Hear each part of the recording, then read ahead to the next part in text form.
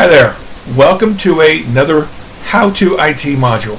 This one is going to be on digital forms, creating a form and filling it out. Two parts. Video 1 or part 1 is going to be on how to take a PDF form that you've already created, either in Word or in a PDF editor, and turn that into a digital form. Now, I've tried a couple of different softwares, Nitro, the Adobe Acrobat, and I've settled on PDF Studio Pro. It's a great product, easy to use. I'll show that to you in just a moment.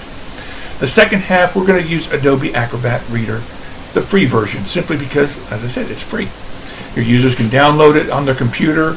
It's pretty safe to put on there. You don't have to worry about third-party stuff, and it might be infected.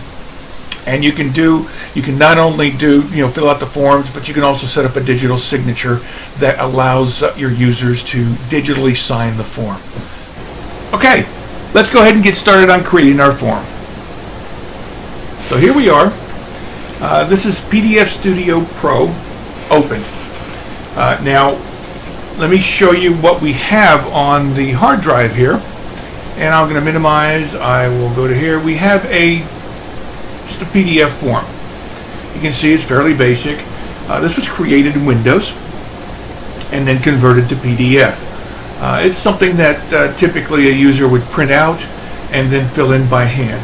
Just the kind of form that we want to digitize, because in filling out address and name and email, sometimes the handwriting is just a little bit difficult to take. Okay, so we want to convert this. So how do we do that? Well, so let's go back to PDF Pro. Here we are. We're going to create PDF from File, and we're going to choose our Winter Retreat registration. So here we are. Now, one of the first things we want to do is we want to create the form. So we go to Forms and Create Edit Form. Now this gives us some different ribbon options up here. We've got a edit object. So what will happen is once you create objects, you'll click this button to edit it in terms of size and position and so forth. We've got a text object. We've got checkbox object. We've got radio button objects. And when you click the down arrow, gives you a chance for new or not. Okay. You've got a combo box, a list box, a push button, signature, and then a typewriter. So we're going to start with text fields. So we're going to click on text, and as you see, when you bring the cursor into the document, it automatically creates a pre-sized text field. Now watch what happens next. It stays there. So you just keep clicking everywhere you want a text field. And that's what we're going to do now. We're going to click everywhere that we want a text field, instead of having to go back up to the ribbon, press it again, and then come back down. We just have to do this. And that pretty much takes care of our text fields. So we're done with our text fields. But as you see, we need to do a little cleaning up. So let's click on Edit Interactive Objects. We'll do that. And one of the things we'll do is we'll click on an object, and now you can see you can actually reposition it. So I'm going to move it like this so it's at the end of it, and then I'm going to do this.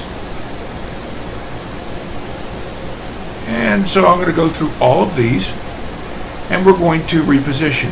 It is very, very easy. Just click on it and start moving it around as you see fit. You can use the arrow keys on your computer to actually move the text object around as well. Now here we want to do this. We want to make this wider. I want to make this a little bit smaller. And okay, so you see we've got two different sizes here, and I want these to be the same. So I'm going to do this. I'm going to make this a little bit smaller. I'm going to move this over to the edge of our field. Okay, that's good. I like that. Now I'm going to click this one, and I'm going to do this, and then I'm going to make them the same width. Okay, So now they're both the same width and also the same height.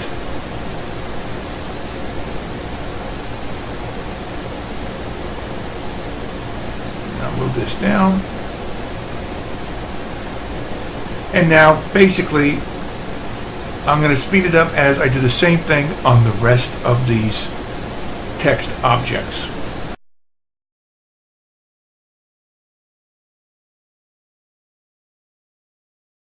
And there we go.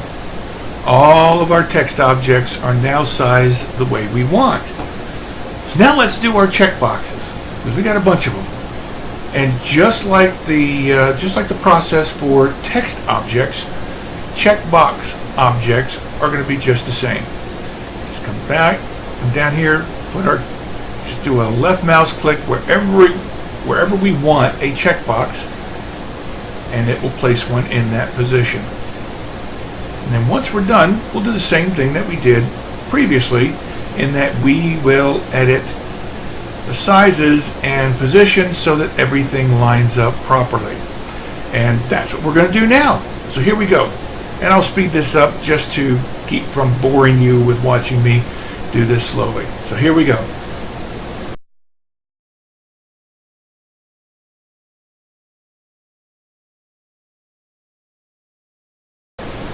Okay, so that is all of our checkboxes nicely lined up.